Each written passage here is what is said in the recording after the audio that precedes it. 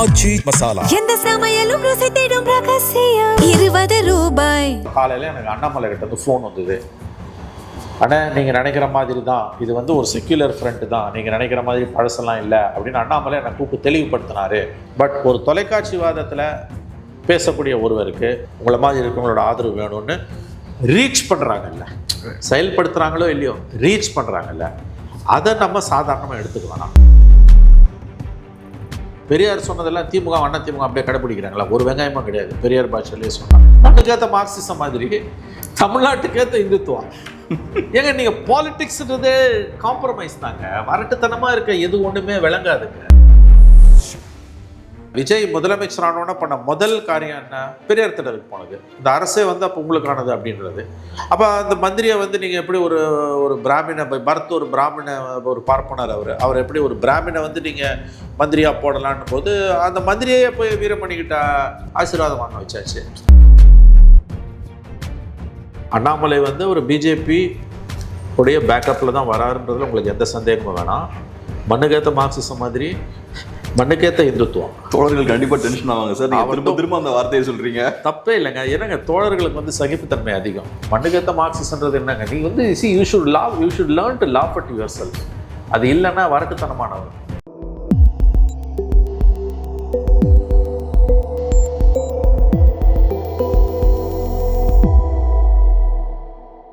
Sir வணக்கம். வணக்கம் sir. Tamil Nadu அரசியலை பொறுத்தளவில் பல டிகேட்ஸாக திமுக அதிமுகவை தாண்டி அரசியலே கிடையாது. இங்கே 2 திராவிட கட்சிகள் தான் அப்படின்ற ஒரு கட்டமைப்பு இருந்தது. இந்த எலெக்ஷனில் தாவேக்கு அந்த கட்டமைப்பை உடைச்சிட்டாங்க. இவங்க 2 பேரும் இன்வென்சிபிள்லாம் கிடையாது. இவங்களும் மற்ற கட்சிகள் மாதிரி தான். இவங்க 2 பேரை தாண்டி 3வது ஒரு அரசியல் சக்தியாலையும் தமிழ்நாட்டில் ஜெயிக்க முடியும் அப்படின்றத தாவேக்கா நிரூபிச்சிட்டாங்க. இது நடந்ததுக்கு அப்புறம் பார்த்தோம்னா ஒரு விதமான ஒரு புது கான்ஃபிடென்ஸும் கிரியேட் ஆகுது. மாற்று அரசியல் சாத்தியம், புதுசாக ஒரு கட்சி ஆரம்பித்தாலும் மேலே ஜெயிச்சு வரலாம் அப்படின்ற ஒரு கான்ஃபிடென்ஸ் வருது. அதோட ஒரு வெளிப்பாடு பார்த்தோம்னா இப்போ அண்ணாமலை அவர்கள் ஒரு மூவ்மெண்ட் ஆரம்பிச்சிருக்காரு. ஃபியூச்சரில் அதை பொலிட்டிக்கல் மூவ்மெண்ட்டாகவும் பொலிட்டிக்கல் பார்ட்டியாகவும் கன்வெர்ட் பண்ணிடுவோம் அப்படின்ற மாதிரியும் அவர் பேசியிருக்காரு. அது போக இந்த மாற்றம், இந்த விஷயங்கள் பற்றி மக்கள் மத்தியிலையும் ஒரு பேச்சு இப்போ வர ஆரம்பிக்குது. எப்படி பார்க்குறீங்க? இப்போ அண்ணாமலை மாதிரியான ஒரு லீடர் இப்போ புதுசாக என்ட்ரு ஆகுறாரு, புது இயக்கத்தை ஸ்டார்ட் பண்ணி அவருக்கெல்லாம் ஸ்பேஸ் இருக்குது, ஸ்கோப் இருக்குன்னு பார்க்குறீங்களா? அது வரும் நாட்களில் தெரியும். 20 லட்சம் உறுப்பினர்கள் என்னமோ சேர்ந்துருக்காங்க அப்படின்றாங்க ஆன்லைனில். அதை ஒதுக்கி தள்ள முடியாது. ஏன்னா இன்க்ரீசிங்லி பொலிட்டிக்கல் ஆக்டிவிட்டீஸ் வந்து சோஷியல் மீடியாவில் தான் உங்களுக்கு இப்போ நடக்க ஆரம்பிச்சிருக்குது. விஜயோடு ஒப்பிடும்போது இது வந்து 1/10 கூட கிடையாது. உங்களுக்கு வந்து கிட்டத்தட்ட 1/10 இருக்கும். அவங்களுக்கு 1.8 crores அனுப்புவாங்க. அந்த ஸ்பேஸ் இருக்குது. அண்ணாமலைக்கு ஒரு ஸ்பேஸ் இருக்குது உண்மையிலேயே. ஏன்னா ஏடிஎம்கே கரைஞ்சிக்கிட்டே இருக்குது. டிஎம்கே வந்து தேர்தலுக்கு பிறகு அவங்களுடைய அரசியல் வந்து ஒரு தற்கொலை அரசியலாக இன்றைக்கி இருக்குது. அவங்க தங்களுடைய போக்கை மாற்றிக்கலன்னா கண்டிப்பாக வரும் நாட்களில் வந்து விஜய் அரசின் மீதான மக்களுடைய அதிருப்தி அதிகரிக்கும் பொழுது, ஏன்னா because any government will go unpopular day by day. அப்போ மக்கள் வந்து மாற்று அரசியல்னு இல்லாட்டியும் மாற்று கட்சிகளை நோக்கி, மாற்று அரசுன்றது பெரிய வார்த்தை, மாற்று கட்சிகள் நோக்கி நகரும் பொழுது, திரும்பும் பொழுது அண்ணாமலை மாதிரியான தலைவர்களுக்கு, அண்ணாமலை மாதிரியான அரசியல் தலைவர்களுக்கு, கட்சிக்காரர்களுக்கு வந்து ஒரு ஸ்பேஸ் அங்கே உருவாவது என்பது தவிர்க்க முடியாதது. அந்த பைப்போலர் பாலிடிக்ஸ் உடஞ்சிருக்குது. இன்றைக்கி வந்து ஏடிஎம்கே வந்து கிட்டத்தட்ட வந்து சின்னாபின்னம் ஆகிட்டு இருக்குது. இன்றைக்கி வந்து எம்எல்ஏஸ் எம்பிஸ் மட்டும் இல்லை, வாக்கு வங்கியே பெரிய அளவில் வெளியில் போயிட்டுருக்குது. அதை மீட்டெடுப்பதற்கான எந்த முயற்சியுமே வந்து எடப்பாடி பழனிசாமி செய்யலை. அவர் வந்து ஆங்கிலத்தில் சொல்லணும்னா I think he would have resigned it to the fate. அவர் வந்து விதிவிட்ட வழின்னு விலகி நிற்கிறாரோன்னு சந்தேகம் வருது எனக்கு. He would have resigned it to the ஃபேட்டுன்னு ஆங்கிலத்தில். அவர் விதி விட்ட வழி எப்படி போதோ போய் தொலைட்டோன்ற மாதிரி. சம்டைம்ஸ் நம்ம கட்டுப்பாட்டில் எதுவுமே இல்லைன்னு போது அந்த முடிவுக்கு நம்ம வந்துடுவோம் லைஃப்பில். அப்படி சில தருணங்கள் வரும், தனிநபர்களுக்கே கூட வரும், பர்சனல் லைஃப்லேயும் வரும், ப்ரொஃபஷனல் லைஃப்லேயும். விதி விட்ட வழி ஆனது ஆகி போயிட்டு போடு, என்னால் ஒன்றும் பண்ண முடியும். அந்த லெவலில் தான் இன்றைக்கி இருக்கார். இன்றைக்கி அவரால் யாரையும் வெளியில் போகாதீங்க, யாரையும் வெளியில் போகிறதையும் கட்டுப்படுத்த முடியல, தடுக்க முடியல. யாரும் போகாதீங்கன்னு அவர் சொல்ல மாட்டேன்றார். யாரும் கட்சியை விட்டு வெளியில் போவேணான்ற ஒரு ஓப்பன் அப்பீல் கூட அவர்கிட்ட வரல.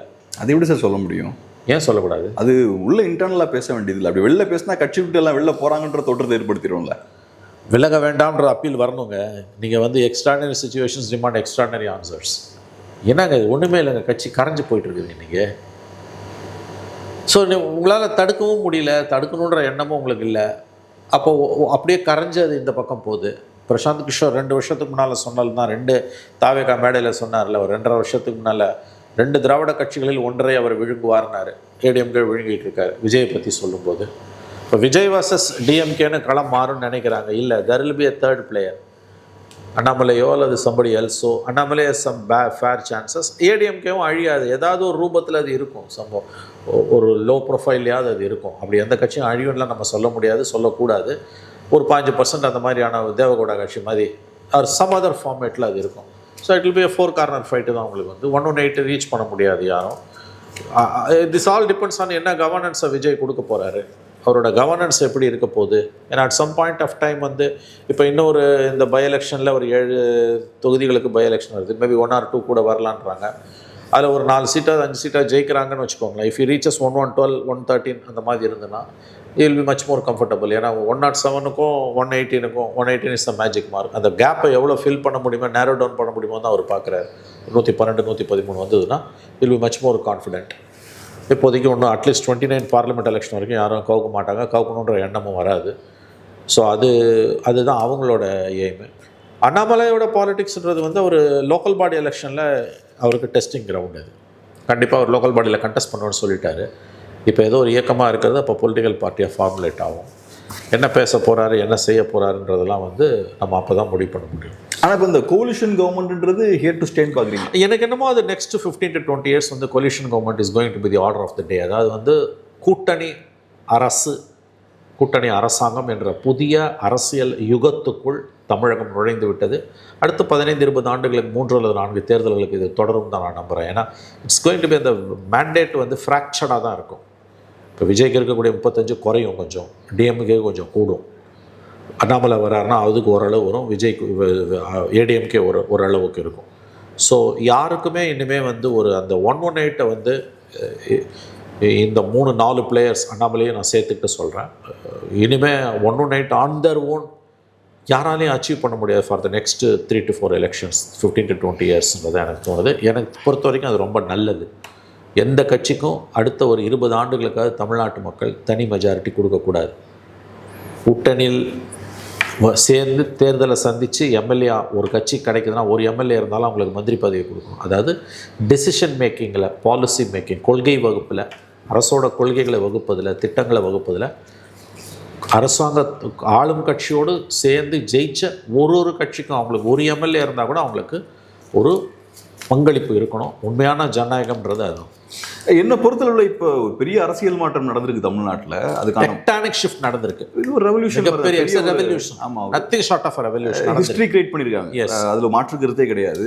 இந்த பெரிய அரசியல் மாற்றம் நடந்திருக்கு. அது நடந்ததுக்கான ஒரு முக்கியமான காரணம் என்னன்னா, திமுக அதிமுகன்ற 2 திராவிட கட்சிகள் இருக்காங்க. அதில் ஒரு திராவிட கட்சி ரொம்ப பலவீனப்பட்டாங்க. அந்த ஸ்பேஸை தாவேக்கா எஃபெக்டிவாக ஃபில் பண்ணிட்டாங்க. இப்போ இருக்கிற மீதி ஸ்பேஸையும் ஃபில் பண்ணுறாங்க. கம்ப்ளீட்டாக அதிமுகவை அகற்றிட்டு அந்த இடத்துல வரணும்னு முயற்சி பண்ணுறாங்க. அப்போ என்னன்னா, இது பழைய ஸ்டாட்டஸ்கோ மாதிரி தான். திமுக அதிமுக தான், அதிமுக இருக்கிற இடத்துல தாவேக்கா இருக்கா. அப்படி வராதுன்றேன். இருக்கு. இல்லை பண்ணிட்டாங்க. இல்லை மன்னிக்கணும், நீங்கள் அப்படி முழுசும் அதிமுகவை விஜயால கேப்சர் பண்ண முடியாது. There will be some sort of an ADMK will be. அப்படி பார்த்தா கூட அண்ணாமலை இந்த ஸ்பேஸ் இல்லை. இல்லை ADMK இது எல்லாத்துலேருந்து விலகின ஒரு ஸ்பேஸ் அங்கே வரும். நீங்கள் நான் வந்து இதை வந்து ஏடிஎம்கே மொத்தமாக கரைஞ்சிடும்னு எனக்கு தோணலை. அது ஏதாவது ஒரு ஃபார்மேட்டில் அது இருந்துக்கிட்டே தான் இருக்கும். இப்போ டிஎம்கே ஒரு பக்கம் இருக்கும், மேஜர் அப்போசிஷனாக இருக்கும். அட்லீஸ்ட் அவங்க தங்களோட பாதைகளை மாற்றிட்டாங்கன்னா. விஜயோட பாலிடிக்ஸ் ஒரு பக்கம் இருக்கும். அண்ணாமலைக்கு ஒரு ஸ்பேஸ் இருக்குன்னு தான் எனக்கு தோணுது. அதாவது அது அவர் எப்படி நடந்துக்கிறாருன்றதை பொறுத்தது. அஃப்கோர்ஸ் என்ன மாதிரியான பாலிசிஸ் எடுக்கிறார். ஏன்னா சில அவர் பிஜேபி லீடராக இருந்ததுக்கும் இப்போயுமே வந்து நிறையா வந்து ஒரு பெராடிகம் ஷிஃப்ட் அவர்கிட்ட வந்து இருக்கிற மாதிரி தெரியுது. அவர் வந்து பார்த்திங்கன்னா வந்து இப்போ பேசுகிற பேச்செல்லாம் பார்த்திங்கன்னா வந்து ஸ்டேட் ரிலேட்டட் இஷ்யூஸில் வந்து ஸ்டேட் பார்ட்டி மாதிரி அவர் பேசுகிறார். எந்த தேசிய கட்சிக்குமே வந்து இங்கே மாநில அரசியலை புரிஞ்சுக்கிற தன்மை இல்லைன்றார். அஃப்கோர்ஸ் அதுக்கு பிஜேபி பேக்கப் இருக்கலாம். அவர் மோடியெல்லாம் பார்த்துட்டு வந்து தான் கட்சி ஆரம்பிக்கிறாரு. நிறைய விஷயங்களை பற்றி அவர் வந்து பேசுகிறது வந்து ஒரு புது மொழியில் தான் இருக்குது. நேற்றுக்கு ஒரு நியூஸ் படித்தோன்னா யூஎஸ் போகிறாரு அப்படின்னா, அங்கே ஃபெட்னாவில் வந்து அங்கே இருக்கக்கூடிய ஃபெடரேஷன் ஆஃப் தமிழ் ஆர்கனைசேஷன்ஸ், அது வந்து மோஸ்ட்லி அது வந்து ஒரு மாதிரி திராவிடியன் ஓரியன்ட், ஒரு மாதிரி ஒரு ப்ரோக்ரெசிவ் ஆன்டி பிஜேபி ஃப்ரண்ட் தான் அங்கே இருக்கக்கூடிய ஃபெட்னான்ற அந்த ஒரு ஆர்கனைசேஷன். அமெரிக்காவில் நிறைய தமிழ் சங்கங்கள். அதுக்கு எதிராக இருக்கிறது வந்து ரைட் விங் ஓரியன்டாக, ரைட் விங் சப்போர்ட்டிவாக இருக்கிறது பாரதிய தமிழ் சங்கம் அப்படின்றாங்க. கடந்த காலங்களில் வந்து அண்ணாமலை அவர்கள் வந்து திஸ் வாஸ் ரிப்போர்ட் இன் தினமலர் ஆக்சுவலாக நேற்று தினமலர் ரிப்போர்ட் அது ஐ திங்க் அது கரெக்டுன்னு தான் எனக்கு தோணுது. அவர் அந்த அடையாளத்திலேருந்து தன்னை வந்து டிஸ்டன்ஸ் பண்ணிக்க விரும்புகிறார் அண்ணாமலை. இது எல்லாமே ஒரு கால்குலேட்டடாக இருக்குது. இது எல்லாமே கிரவுண்டில் வந்து அவருக்கு எவ்வளோ தூரம் பலன் கொடுக்கும். ஏன்னா பாலிசி வைஸ் வந்து அவர் சில விஷயங்களை வந்து இன்றைக்கி வந்து ஃபிக்ஸ் பண்ணுறாருன்னு எனக்கு தோணுது.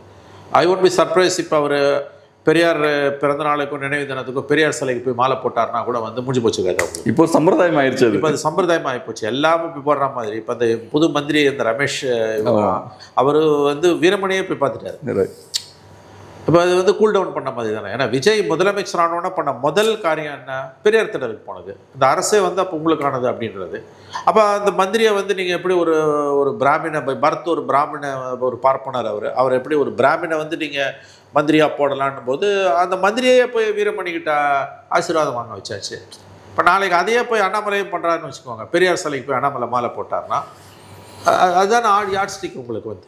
சார், ஆனால் இதில் ஒரு சின்ன ஒரு சிக்கல் என்னென்னா, அண்ணாமலை அவர்களை பொறுத்தளவில் அவர் கூட இப்போ இருக்கவங்கெல்லாம் மோஸ்ட்லி பாஜகலேருந்து வந்தவங்க. முக்கியமான ப்ராமினென்ட் ஃபேஸஸ் பார்த்தீங்கன்னா எல்லாருமே பாஜகலேருந்து வந்தவங்க. ஸோ இப்போ அண்ணாமலை அவர்கள் நாளைக்கு பெரியார் சைடு போகிறாருன்னு வச்சுப்போமே, அப்போ அந்த ஆதரவாளர்கள் அதில் இல்லை. இது பிகினிங் தானே கேப்ரியல். இது ஜஸ்ட் பிகினிங். இப்போ அவர் கோர் டீம் அப்படிலாம் நான் நினைக்கல. அது அப்போ கோர் டீம்னு அவரும் சொல்லலை. அவரு இப்போ ஒரு கட்சி ஸ்டார்ட் பண்ணும்போது சார் இருங்க சார், அவர் இப்போ தான் ஆரம்பிச்சிருக்காரு. இன்னும் ஒரு ஷேப்புக்கெலாம் வரவே இல்லை. இன்ஃபேக்ட் அரசியல் கட்சியாகவே இது இன்னும் உருமாறல. அதுக்கு ஒரு பேர் ஏதோ ஒரு த லீடர்ஸ்னு ஏதோ ஒன்று வச்சுருக்காங்க, பார்ட்டியாக ரெகக்னைஸ் பண்ணல. அப்போ அஃப்கோர்ஸ் கண்டிப்பாக லோக்கல் பாடியில் நான் கண்டெஸ்ட் பண்ணுவேன்ட்டார் அவர்.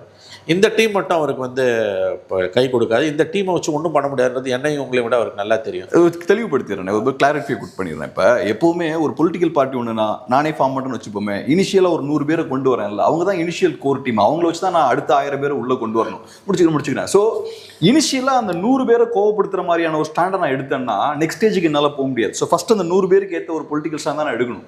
ஸோ அப்போ அந்த 100 பேர் பாஜக காரங்களா இருந்தாங்கன்னா அவங்களுக்கு எதிரான பெரியார் ஸ்டாண்ட் உள்ள கொண்டு வர முடியாதுல்ல. இல்லை கேப்ரியல், அந்த மாதிரி வந்தவங்க ஆரம்பித்தவங்க ஸ்டெபிலைஸ் ஆனோன்னா கோர் டீமை தூக்கி வெளியில் போட்ட கதெல்லாம் நடந்திருக்குது.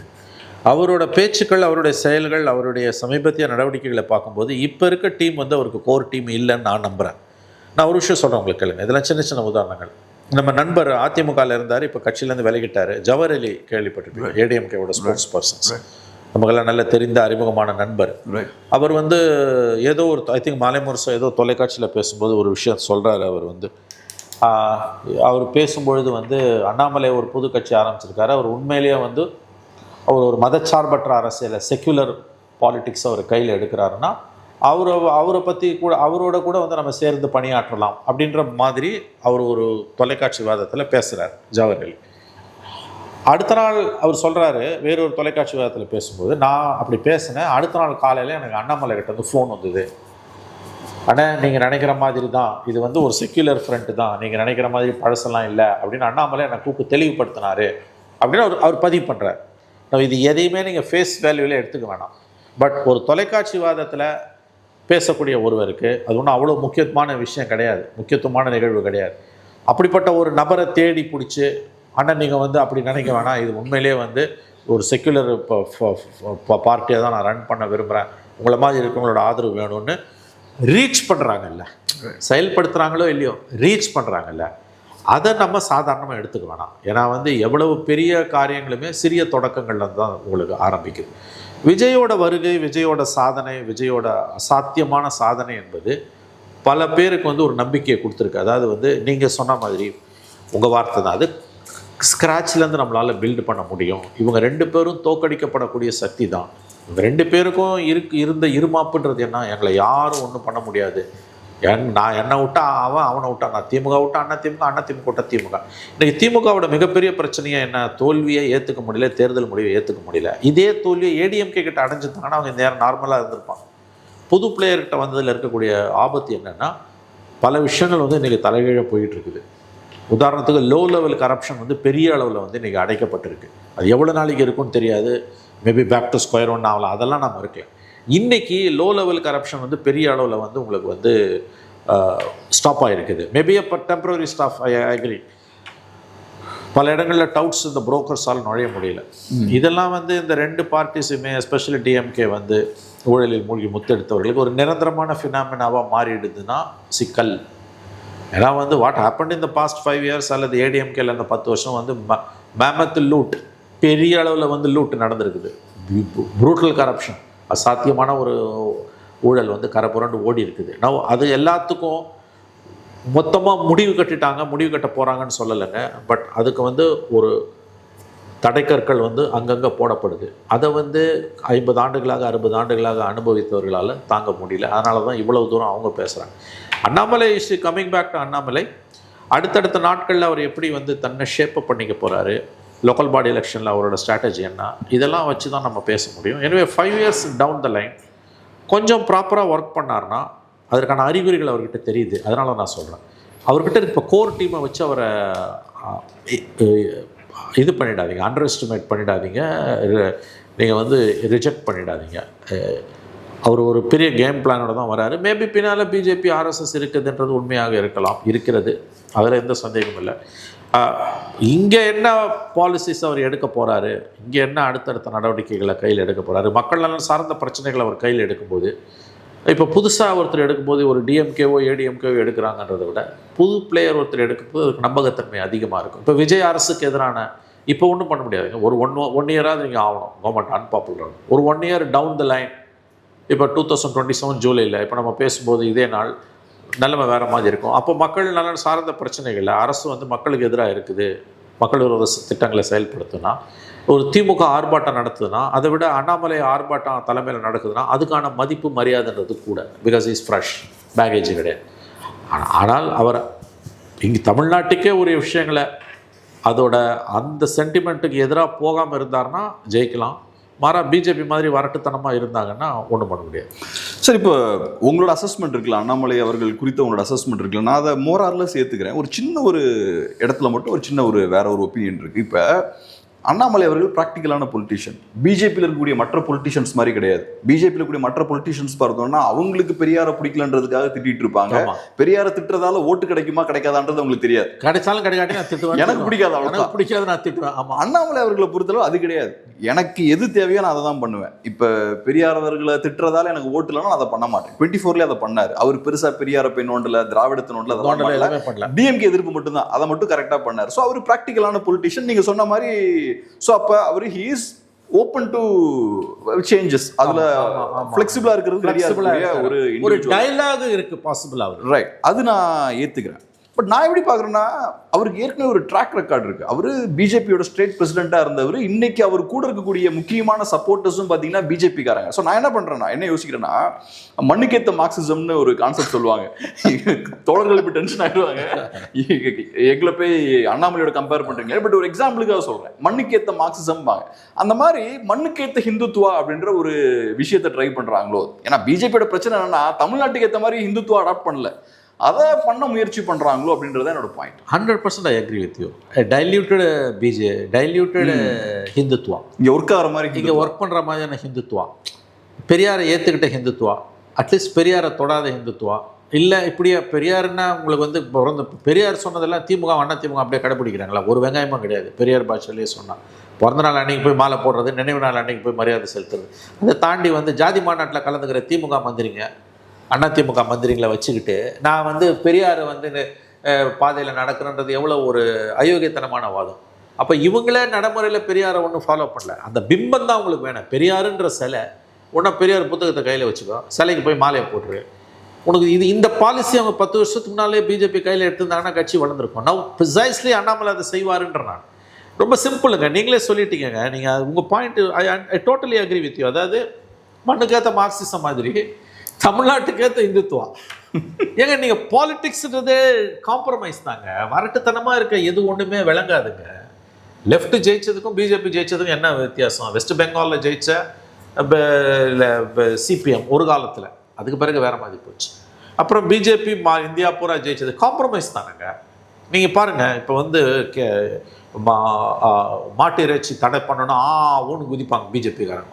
அதாவது வந்து கவ் விஜிலண்டிஸை வச்சு அடின்னு அடிக்கிறது. நல்ல இவனெல்லாம் வந்து ஹத்ராஸில் நடந்த கொடுமையெல்லாம் உங்களுக்கு வந்து ஃப்ரிட்ஜில் ஏதோ கறி வச்சுருந்தோன்னா, மாட்டு கறியை வச்சுருந்தோன்னா அழித்து போட்டு அடித்து கொலையெல்லாம் பண்ணி இந்த மாதிரி வந்து இந்த ஹிந்தி பெல்ட்டுக்குள்ளே இந்த அட்டூழியம் நடக்குது. உங்களுக்கு வந்து கோவா போங்களேன், உங்களுக்கு தெரியும். கோவாவில் as a டூரிஸ்ட்டாக நீங்கள் போய் பாருங்கள். Goa is ruled by BJP government. கோவாவில் வந்து பீஃப் வந்து freely available, all sorts of beef. அங்கே இருக்க லோக்கல் பிஜேபி அது எதிர்க்கல, ஆர்எஸ்எஸ் எதிர்க்கல. அப்போ காலை ஊனணுன்னா அதை செய்யணும் இல்லை நீ வந்து. இது காம்ப்ரமைஸ் இல்லாமல் வேறு என்ன? கேரளாலையும் அப்படி தானே? கேரளாலேயும் அப்படி தான். நீ போய் வந்து ஃபாரின் இன்வெஸ்ட்மெண்ட்டை கூப்பிட்றீங்க, நீங்கள் வந்து கேரளாவில் பண்ணுறீங்க. பெங்காலில் வந்து பண்ண முறை தான் தப்பே ஒழிய. புத்ததேவ் வந்து இண்டஸ்ட்ரீஸை கொண்டு வரணும்னு நினச்சாரு, முடியல. இந்த நந்திகிராம் சிங்கூரில் வந்து அந்த நிலத்தை எடுக்கிறதுல வந்து சிக்கலால் போச்சு. ஏன்னா 34 வருஷமாக ஆண்ட கவர்மெண்ட் வந்து உங்களுக்கு வந்து ஒரே ஒரு அச்சீவ்மெண்ட்டு தான், லேண்ட் ரிஃபார்ம்ஸ். உபரி நிலங்களை வந்து நிலமற்றவர்கள் விவசாயிகளுக்கு பிரித்து கொடுப்பது, அதில் ஓடிச்சு வண்டி. கடைசியாக அந்த கொடுத்தது அந்த ஒரு அச்சீவ்மெண்ட்டுமே நீங்களே ஹராக்கரி சூசைடு பண்ணிக்கிட்டீங்க. கொடுத்த நிலத்தை பிடுங்கும்போது உங்களுக்கு எதிராக திரும்புகிறாங்க, தூக்கி வெளில போட்டாங்க. 2011 இன்ன வரைக்கும் எந்திரிக்க முடியல. பட் டாக்டிக்கலாக போகிறவன் ஜெயிக்கிறான்ல உங்களுக்கு வந்து. இப்போ பெங்காலில் வந்து மம்தா பானர்ஜி பீரியட்லேயும் அதான் நடந்தது. ஆனால் இன்றைக்கி அவன் என்ன பண்ணுறான், வந்தோடனே Swapan Das Gupta west Bengal finance minister என்ன சொல்கிறாரு, நில உச்சரவு சட்டத்தை எடுத்துட்டான், இண்டஸ்ட்ரீஸ் வரணும்னு எனக்கு வேணுன்றான். இன்றைக்கி பெங்காலோட மிக முக்கியமான ப்ராப்ளம் என்னங்க? One of the biggest problems are number 1 problem of West Bengal என்ன இன்றைக்கி? அன்எம்ப்ளாய்மெண்ட். இன்றைக்கி சென்னையில் தமிழ்நாட்டில் கிட்டத்தட்ட 1 கோடி புலம்பெயர் தொழிலாளர்கள் இருக்காங்க, உங்களுக்கு தெரியும்.